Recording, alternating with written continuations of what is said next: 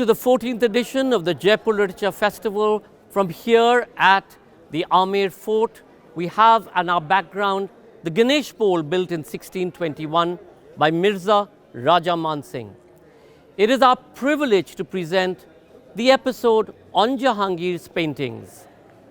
Mehreen Chida-Razvi in conversation with the iconic B.N. Goswamy, celebrated for its vibrant and innovative architecture and work. Emperor Jahangir's reign was also marked by cultural, political and economic interactions between the Indian subcontinent and the West. His artistic and cultural patronage, along with the assimilation of European and Christian imagery in Mughal art, created the path for his court to become a visual representation of power steeped in culture. Mehreen Chida-Razvi is an art historian specializing in the art and architecture of Mughal South Asia. B.N. Goswamy is India's leading art historian and is the author of classics like the Pahari Masters, Nansukh of Guler, The Spirit of Indian Painting and the Great Mysore Bhagavata. In conversation with Goswamy, Chida-Razvi talks into the impact of the integration and its role in establishing Jahangir's supremacy as a patron of the arts. Mehreen Chida-Razvi is an art historian specializing in the art and architecture of Mughal South Asia. She is the deputy curator and in-house editor of the Nasir de Khalili collection of Islamic art, is an assistant editor to the International Journal of Islamic Architecture, and lectures on Islamic and Indo-Islamic art at universities and museums in London. She has published extensively on Mughal art and architecture and has widely shared her academic expertise through programming on BBC, documentaries, literary festivals, podcasts, and as an expert lecturer on cultural tours. B.N. Goswamy, India's leading art historian, is Professor Emeritus of Art History at the University of Punjab, Chandigarh. His work, especially in the area of Indian painting, has influenced much thinking. Professor Goswamy has written more than 25 books and taught as visiting professor at several universities across the world, including the universities of Pennsylvania, Heidelberg, California, at Berkeley, and Los Angeles and Zurich. Please do remember to comment by typing it into the comment section. Ladies and gentlemen, on Jahangir's paintings, Mehreen Chida-Razvi in conversation with B.N. Goswamy, brought to you by the Department of Tourism, Government of Rajasthan, in this historic Amer Fort. Mehreen, Professor Goswamy, over to you. You know, at the best of times, one doesn't know how to begin. No, how to is not correct. Where to begin?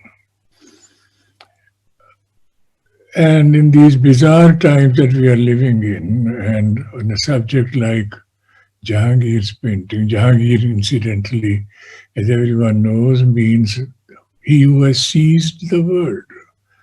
So the extent of Jahangir's work, or work done for Jahangir, is enormous. And Mehreen, I mean, the word Mehreen, the sun hides somewhere in that word, because Mehr is what that is. So she'll throw some light, in fact a lot of light, on paintings done for Jahangir over a period of about 20 odd years. Jahangir is probably the best known among the Mughals as far as connoisseurship is concerned. You know, there is a iconic painting from his period, where I'm sure Mehreen will show it to us, in which the emperor is seated on an hourglass-like throne, and there's all kinds of sort of European features in that particular painting, but he's looking at two men. Oh no, there are four people in that painting. Two of them are potentates. One of them is James I of England. The other is the Sultan of Turkey, and then the painter Vichitr in a corner. But what is Jahangir doing is handing over a book, obviously some valuable manuscript, to a Sufi sheikh. But what interests me equally is the poetry written in cartouches at the top of that painting and at the bottom. And I want to read that. Padshah Surat wa Mani Ast Az Lutfi Allah. Shah Nuruddin Jahangir Ibn Akbar Padshah. Garche dar Surat Shah dar pan derpesh Peshe Qiyam Leek dar Mani Badarve Shah Kunad Naim Nigah. This man, he says, the poetry says, that he is a king, he is an emperor, both in the Surat and Mani, appearance and inward meaning. What is on the outside and what is inside of him. This man, whose name is Shah Nuruddin Jahangir, son of Akbar Padshah, and then continues, Garche dar Surat Shah, to look at outwardly, the powerful of the world wait upon him for homage or whatever. Lek Darmani, but inside of him, the truth is that his eye falls upon Badarvi Shah Kunad Daim Nigah, always upon the holy, the pious, the Darvish. Surat and Mani, appearance and meaning, inward, outward. These are the two words which mean a great deal to anyone who knows anything about the depth of painting. Mehreen will tell us, in her own words and with the vast amount of work that she has been doing on Mughal painting, what is Jahangir's Surat and what are the Mani in those paintings. Up to you, Mehreen. Pleasure to have you with us, and I'm looking forward very much to learning.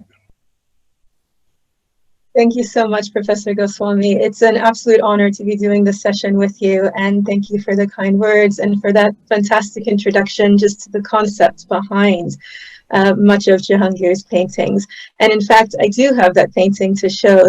So yes, Professor Goswamy, the painting which you were referencing is on the right-hand side of the screen for those of us, for those who are joining us. And it's a pleasure to be able to talk about Jahangiri painting with you and to share this with everybody who has joined us today.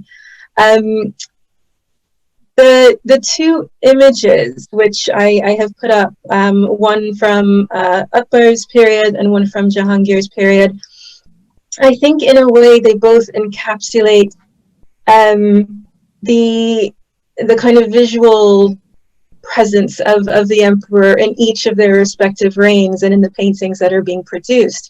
And when we talk about Jahangiri painting, it is such a vast topic that in order to discuss it in a reasonable amount of time, we have to really narrow it down. And so today, what I wanted to focus on is this dependence on cultural interactions which happen at the Mughal court. And when I say dependence, what I mean is how that cultural interaction really had such an incredible impact on Mughal imagery when we enter into Jahangir's reign.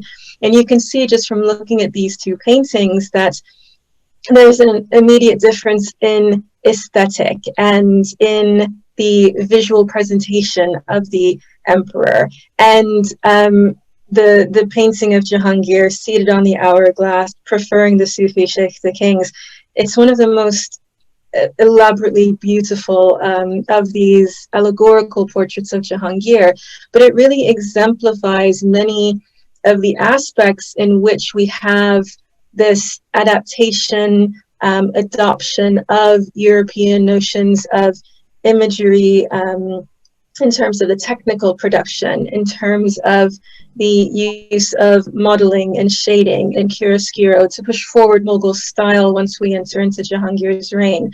But more than that, the use of allegory as a concept, which is something I'll come back to, because we don't see that during Akbar's reign.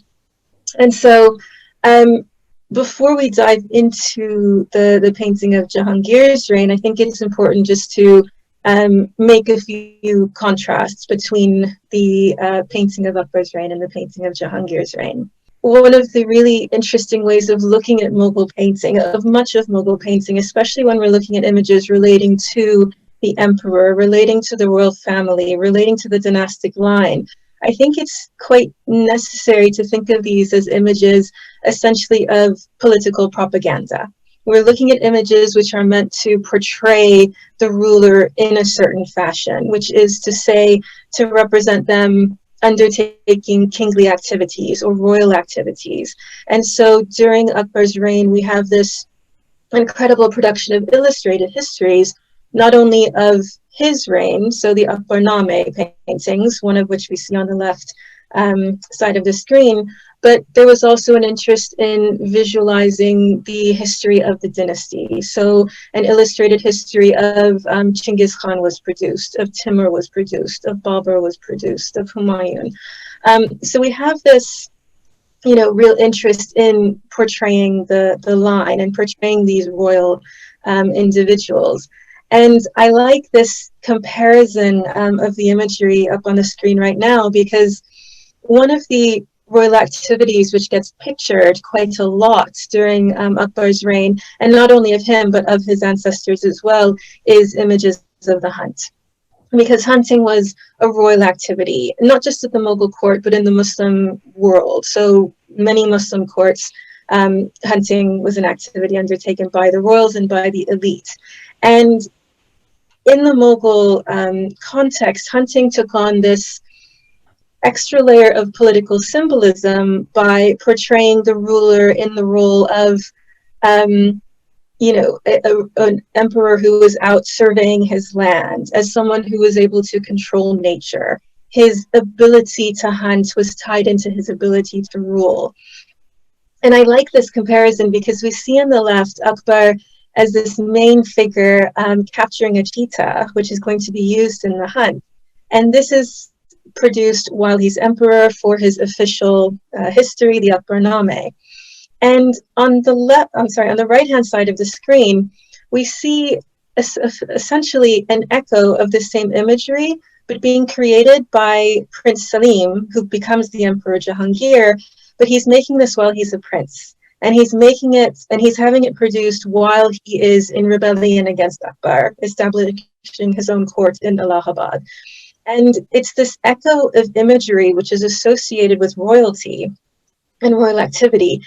And because of the kind of direct echo between these two paintings, and an imagery associated with a kingly activity, which Salim is projecting himself as when he's in Allahabad.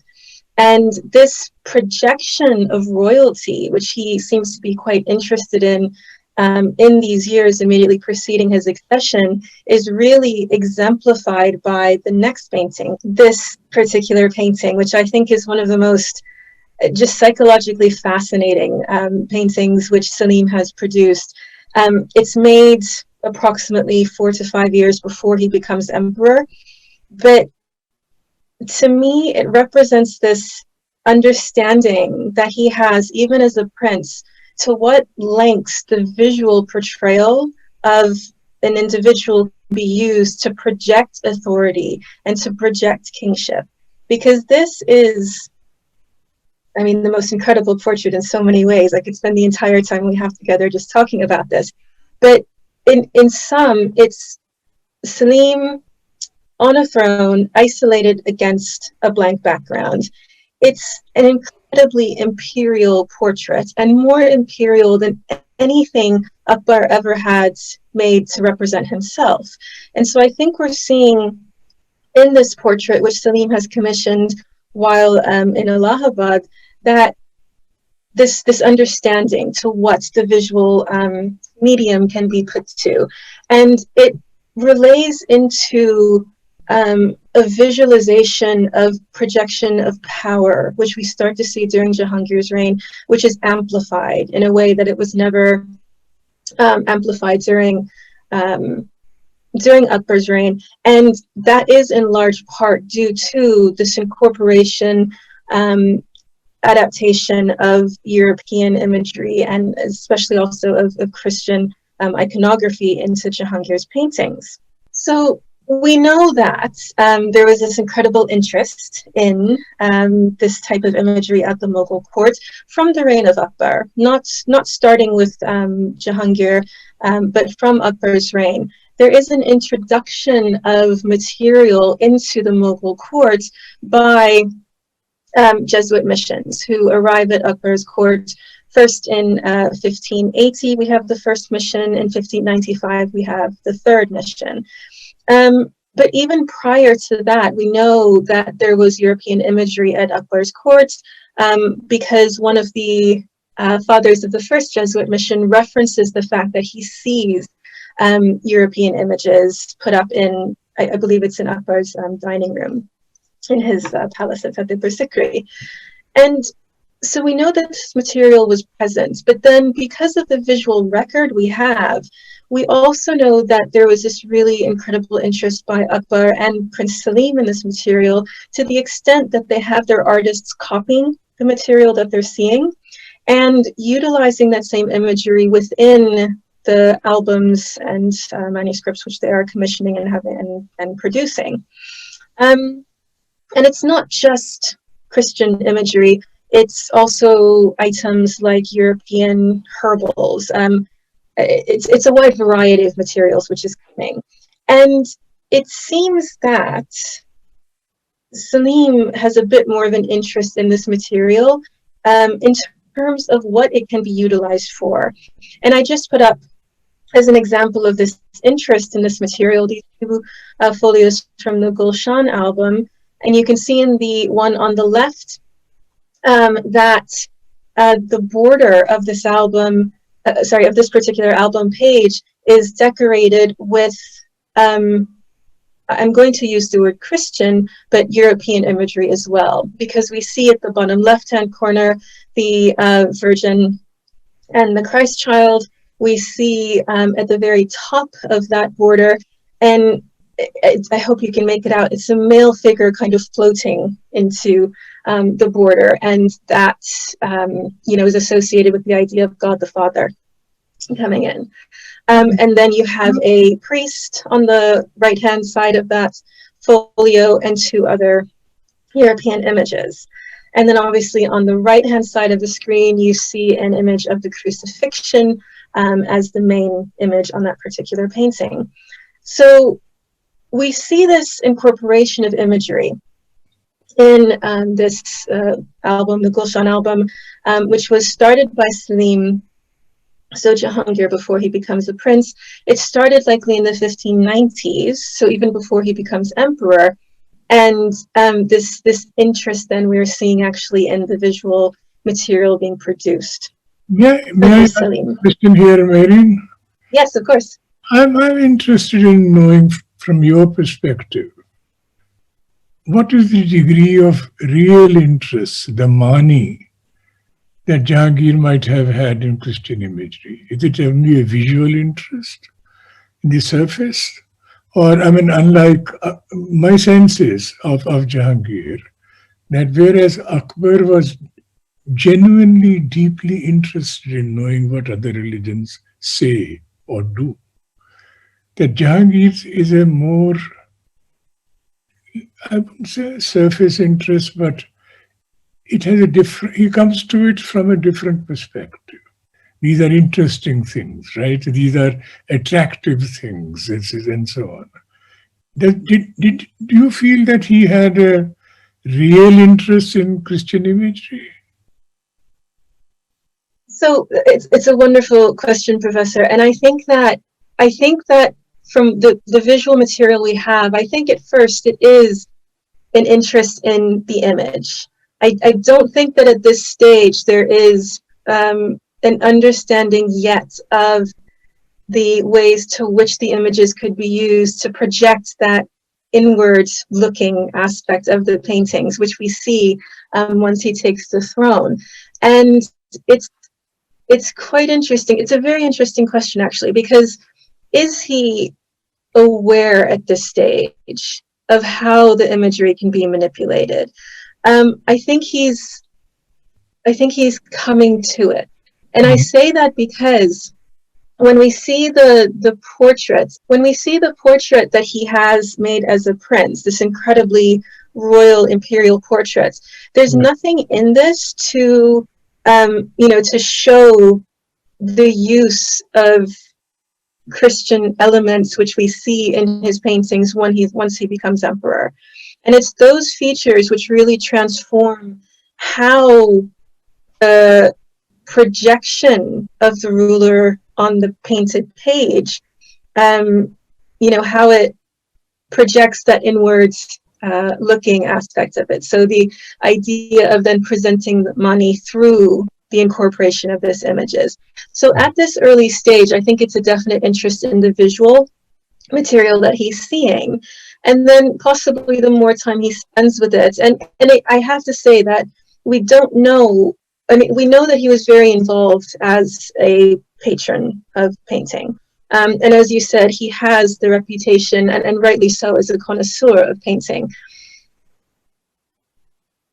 He was very actively tied into the patronage that he was, as a patron, into what he was commissioning. But was it something which he realized, or was it something his artists realized, into how the imagery could be manipulated? And once that realization comes about, I think he takes that idea as the patron and runs with it. So one of the, I think when people think of Mughal painting, I think these are the images which come to mind. When people think about Mughal painting, I think that these are the type of images that they think of. Paintings which show the incredible luxury of the court, which show the emperor in these positions where they are the focal point, where they are elaborately bejeweled, wearing really expensive articles of clothing, where they are surrounded by the wealth of nations. We have Europeans who are coming to the court who are writing about just how incredibly wealthy the court is, how much jewelry Jahangir is wearing. Some Europeans were even allowed into the Mughal treasury during Akbar's reign, Jahangir's reign, and later in, I think also in Alamgir's reign. And they are seeing, this wealth which is there. And we see that portrayed in the paintings, but really only once we get into Jahangir's reign. Before that, we have a representation of Akbar as a ruler, particularly in the Akbarname paintings, where he is singled out through position in the painting, whereas he is singled out as being on a throne, or having the trappings of kingship associated with him being represented. So somebody with the phyllis, someone holding a shade. We very rarely see him with the same amount of wealth on him that we start to see being presented in Jahangir's reign. But one of the other things which I think people immediately notice when they look at paintings from this period onward is the incorporation of the halo into these paintings. And this is, we can see it in the painting on the left, the quite subtle halo around Jahangir's head, and in the painting on the right, there's a halo around his head, but also around his son's head. So his son Khurram, who is seated on that incredible gold scale, there's also a halo around his head. And this is where I think we see that deeper understanding of how this imagery can be incorporated into the paintings and for what it represents. Because we see the halo not as a symbol of divinity. It's not symbolizing that, these are divine beings. It's symbolizing their divine right to rule. The concept of far, that innate, light which emanates from rulers, signifying that they have this, this divine right to rule over their empire. And what's interesting is that we see it incorporated into painting during Jahangir's reign. So again, if we think about this importance of him as a patron and how tied in he was to what his artists were doing, I think we can make this connection quite strongly. And there's another interesting aspect as well in the painting on the left. If you look just above Jahangir's head, you see an image of the Virgin Mary. painted into the architecture. And so this is another adoption and adaptation of imagery, which we obviously associate with Christianity, but incorporate it into a Mughal painting and having very stark political reasons for its incorporation, which basically speak to Jahangir's right to be on the throne. And again, that's quite a large topic. I should be having actually a chapter devoted to that coming out in a Brill publication later this year. But there is this then utilization of these different Christian images, Christian iconography, which are used to express the imperial ideology of the Mughals. So to express this concept of divine kingship, to express the concept of having a line which is divinely mandated to rule. So in the painting on the right, having the halo around Jahangir, having the halo around his son, it's signifying that dynastic line, and that it is the line itself which then has this right, and so it gives off that that light of rulership. So this concept of far, it's an ancient notion of a divinely expressed right to rule, coming from an ancient notion of Iranian kingship, this idea that the ruler gives off a light. We also obviously have the idea of, and I'm not going to say a halo, but an aureole in Indian art having a much longer history. But when we talk about it in relation to Mughal painting, we bring in this idea of the Iranian notion of kingship, this light which emanates from the rulers. And it gets tied into the dynastic history of the Mughal line, because there is the belief that the line itself is divinely ordained to come about, and then divinely ordained to rule. And this goes back to the mythical Mongol princess Alenquah, who, after she's married, her husband dies. She has 3 children by her husband. Her husband passes away. She gets pregnant again. She gets pregnant 3 more times, in fact. And when she is questioned about this by her sons, by her husband, she tells them that a light entered into her tent and she was impregnated that way, and that the 3 sons who are born of that impregnation by light are, divinely ordained to be there. One of those sons, who comes about through this type of divine conception, one of those sons ultimately, well, he starts the line from which comes Genghis Khan, who is one of the Mughals' ancestors. Babur was descended from Genghis Khan on his mother's side. Timur, one of the other primary ancestors of the Mughals, Babur was a descendant from Timur on his father's side. Timur married into the Chingizid line as well. And so there is this then concept that, and Abul Fazl, Akbar's historian, writes about this in the Akbarname, the idea that from Alenquah comes this line, which is divinely inspired to rule, or divinely ordained to rule, I should say, and that it reaches its expression in Akbar. So he is then the expression of this. Mehreen, is there a hint somewhere of immaculate conception? Yes, yes, absolutely. It's a familiar story in a way, isn't it? So this story of Alenquah's conception by light, it's written down in this text called The Secret History of the Mongols. And yes, absolutely, it has a very strong resonance with the Immaculate Conception. And actually, it's quite interesting because the Mughals, as you know, they gave much more credence to their Timurid heritage. And the Timurids as well were aware of this association of the Chingizid line with Alenquah. Ulugh Beg, who was the 3rd Timurid ruler and the nephew of Timur, the founder of the Timur dynasty, he had made for Timur a great jade cenotaph, which is in the Gure Amir in Samarkand, Timur's burial place. On that cenotaph, we see the use of inscriptions to relate Alenquah to Mary because of this same idea of the Immaculate Conception. In describing Alenquah, verses from the Quran, which are about Mary, are incorporated in order to make that connection very explicit. And then the Mughals later used that also to speak to that divine right to rule, which they are then incorporating into their ideology of rulership as well.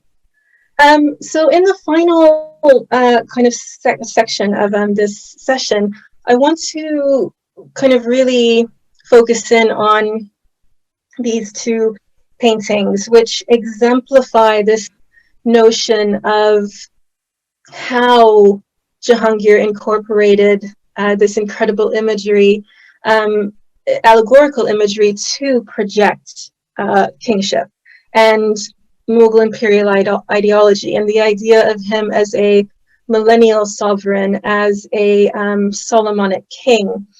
We look at these paintings and, I think we're struck initially by just how grand they are, in the use of materials, so the use of gold, in how they are presented to us. But it's only once we begin to understand the imagery that we're seeing that the true meaning of these paintings comes to light. So in both of these examples, in both of these allegorical paintings, we see Jahangir projecting himself as this divine ruler, but over both the spiritual and the temporal worlds. So this is where we come back to the idea you mentioned, Professor, of how we have the concept of mani and surat, and we see this visual expression here in these paintings, for example. So the idea of presenting oneself as a Solomonic king, let's take that as the first example. In the Quran, Solomon, who's the same Solomon as in the Old Testament, exists as the example of the perfect Muslim king. So Muslim kings throughout history have always, referred to themselves as Solomonic, has tried to project themselves as being these very just, fair rulers ruling over a Solomonic kingdom. Mm. The Mughals took this and this idea and they ran with it, especially in terms of visually expressing it. And this visual expression starts during Jahangir's reign. And how we're seeing it in these two paintings is the globe that he is standing on. We see the pairing of the lion and the lamb lying together. Now we're looking at a predator and its prey, but lying together very peacefully. And this is imagery which the great Mughal art historian Ebba Koch has discussed as being representative of Solomonic kingdom. So we have this idea of the lion and the lamb sitting together peacefully because of the justness of the realm of Jahangir, of the justness of the Mughal kings. And they incorporate then this, they represent this idea of Solomonic kingship, that Jahangir is this fair, just ruler. His kingdom is this space where the lion and the lamb can lie together in harmony. Yeah. And this imagery is taken from the Polyglot Bible. Ebba has very convincingly argued. The Polyglot Bible was gifted to Akbar from the first Jesuit mission. And so this is one representation of this ideal of Solomonic kingship that we see in these types of paintings. And then we see it carry on after Jahangir's reign as well. I'm sorry, I'm treating this seriously as a conversation. So of course, forgive me for interrupting you. No, of course. But a couple of thoughts. I mean, dazzling, absolutely magnificent as these paintings are, right? I mean, just take your breath away, the detailing, the whole idea, the compositions and so what was the audience for these paintings? Were they meant only for the emperor and his immediate circle, the family, or the few nobles who were close to him? What could possibly have been the audience? This is such... We use the word propaganda, right? Clearly, I mean, that it is without any question a form of propaganda, right? Public relations or whatever that is and so on. But can you make a guess? It's a fantastic question again, and it's one of the questions which I think we constantly ask ourselves, because these were elite productions, and they would have had a limited audience, right? So these were made for albums, most likely, and they were not, paintings which would have been brought out and shown every day. They would not have been shown to any random visitor who came to the court. These were paintings which, yes, had a a very kind of narrow viewing population. But it's quite interesting. I think this is one of the situations where the creation of the image is almost as important as who actually sees the image. Because in order to create this type of imagery, there has to be a very profound concept of ideology and how you are presenting it. So the painting on the left of Jahangir embracing Shah Abbas of Iran, the two never met. Shah Abbas was never going to see this painting, but it's this visual expression of dominance. So even though it would have a very limited, viewing audience, through the act of creating the painting and just having it be in existence, it is this, it is this very potent message which is created. And, these types of paintings were brought out on occasion. They were shown to important, I don't know these ones in particular, but items from the treasury, items from the library were brought out and shown to visitors to the courts, important visitors to the courts. So, I can imagine that one of the later Safavid ambassadors who came to Jahangir's court or Shah Jahan's court perhaps would have been shown, the painting on the left as a kind of poke, to the Safavid ambassador. And you can imagine that people who then saw these images, even if they were very restricted, these are very memorable, and they would remember and they would potentially, mention them to others as well. So the ideas behind the paintings would still then get filtered out, even though it would be very restricted in who actually saw them. Incidentally, just a little detail which interests me a great deal. When Jahangir is shooting the Shakhs-e-Iflas, right, in the forehead. In that picture, at the very bottom, below that globe where the lamb and the lion are there are two indications or two hints at Hindu mythology. Fish represents the first avatar, first incarnation, Matsya. And the gentleman sort of lying prone on that and so on is probably Manu. Probably a Hindu sage, right? Like that. So they're from the very beginning, right? If there's a belief in any beginning and so on and so forth. I think these are very, very interesting introductions Abul Hassan has introduced here. Absolutely. I mean, just as aside. No, you're absolutely right. And it's quite interesting because one of the things I've kind of recognized in looking at Jahangir's works is that you can have an image which can mean something different to different populations. Because remember, we're in a court which has many people of different ethnicities, different religions. And so, as you said, the figure on the fish could be Manu. But equally, it has also been argued that this is Khizr, a Sufi, saint who travels on a fish. So it can have a resonance both in the Hindu tradition as well as in the Muslim tradition. And that ambiguity, I think, makes these types of images as well even more powerful because they have a farther reach than if it was just restricted. Yeah, phenomenal, absolutely phenomenal. Go ahead, please. Well, I think we might be out of time actually, but if I can just make one more point. The painting on the right, we see these very prominent cupids. Yeah. And this, their presence is speaking to this idea of divine kingship, which the Mughals very clearly, sought to represent. And we can see the figure. Oh, sorry, if we can go back, please.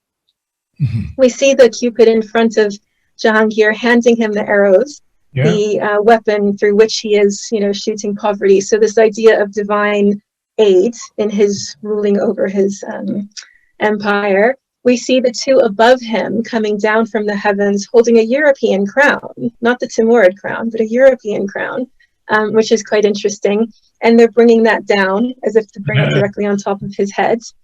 And in the upper left-hand corner of that painting, you see a little Cupid holding the chains of justice.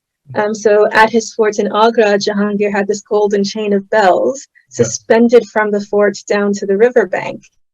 So in theory, whether this actually happened, I don't know, but in theory, anybody could come and ring it if they wanted the king's justice. And so here, there's the idea that the justice which he rules over his empire with is again divinely aided.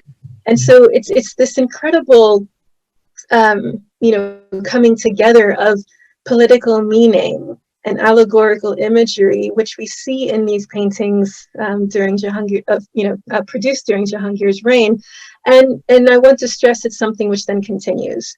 So we see the continued use of this allegorical imagery to project divine kingship, to project Solomonic kingship, to project this, imperial ideology continuing in Shah Jahan's reign in the paintings and later. But as many people know, I'm quite biased towards Jahangir, and I think that the paintings produced during his reign are the most, not only the most beautiful, but just the most fascinating as well in terms of their imagery. Indeed. Thank you, Professor Goswamy. Thank you, Mehreen Chida-Razvi, for that absolutely iconic conversation on the art of Jahangir. What incredibly exalted people these were, focusing so much on the contribution to art and architecture and, of course, all of culture and tradition. This is one of the reasons why we keep saying it's absolutely vital to support everything that is to do with the creative sector and the cultural economy. We'd like to thank the Department of Tourism, Government of Rajasthan, and of course, our celebration partners, Diageo. Thank you all for watching and being such a great audience. Where else can you see the iconic Amer Fort than here at the 14th Jaipur Literature Festival? Stay logged on. We'd love you to watch the sessions at the Darbar Hall, at the front lawn. And of course, do remember to buy a copy of your book from Amazon online. Visit Earth Fables, our wonderful craft area. Every bit of support for artists and artisans is most welcome. And do remember to touch that contribute button, reach into your pockets, support us with whatever you have. Thank you so much. Do remember the festival, and all of us here are protected by Dettol. Stay safe, stay masked.